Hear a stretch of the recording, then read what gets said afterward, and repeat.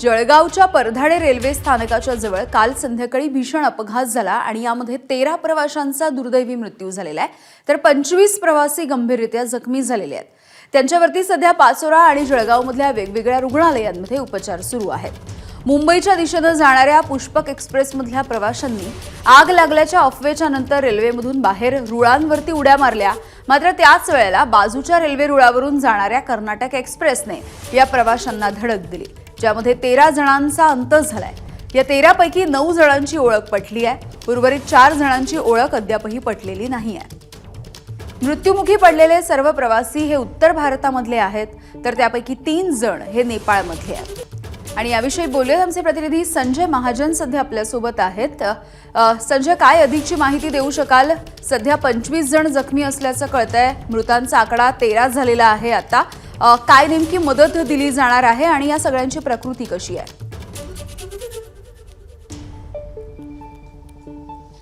नक्कीच यामिनी, या कालच्या दुर्दैवी घटनेत जवळपास 25 जण हे जखमी झालेले, ज्यांची प्रकृती स्टेबल आहे, खरं तर धोक्याबाहेर आहे असं प्रशासनाने सांगितलंय। या अपघातात 13 प्रवाशांचा दुर्दैवी मृत्यू झालेला आहे, त्यातील 3 जण नेपाळचे आहेत।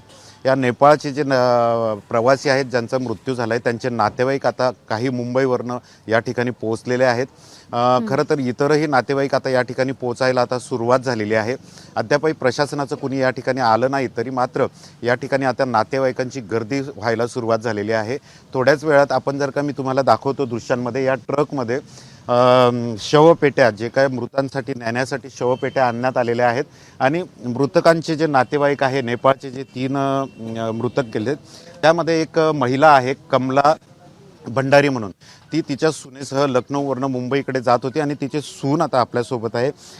क्या हुआ था उस वक्त जिस वक्त हादसा हुआ था? वहाँ पे आग लगने की आवाज़ आई तो सब भागने के चक्कर में ये सब हो गया। उसके बाद कुछ नहीं पता, जो मैं नीचे उतरी तो ट्रेन वो साइड से दूसरी आ रही थी, तो स्पीड पे आ रही थी। तो जब मैं नीचे दिखी तो नीचे बॉडी था, बाकी कुछ नहीं पता मेरे को।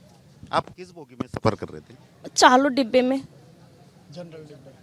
ओके, तुम्ही कुठून आलात? आता या कमला भंडारी यांचे तुम्ही नातेवाईक आहात, तुम्ही कुठून आले? मुंबईवरून आले, रात्री 10 वाजता तिथून निघून आता 6 वाजता इथं पोहोचला। प्रशासनाकडनं तुम्हाला माहिती मिळाली? हां, प्रशासनावरून माहिती पडलं, न्यूजवरती बघितलं आणि ते फोन केलं होतं आम्हाला, असं ॲक्सिडेंट झाला म्हणून तिथून आला आम्ही। तर यामिनी आपण बघू शकतोय की हे नेपाळवरनं आलेली मंडळी आहे। खरं तर मुंबईला हे स्थायिक झालेले आहेत आणि ज्या कमला भंडारी या मृत महिलेचे हे नातेवाईक आहेत।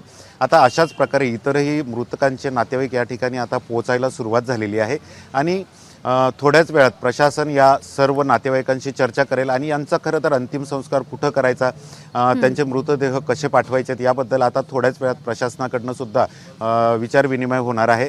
खरं तर या ठिकाणी आता 13 मृतदेह या शवागारात ठेवलेले आहेत। यामिनी, अगदी धन्यवाद संजय या माहितीसाठी।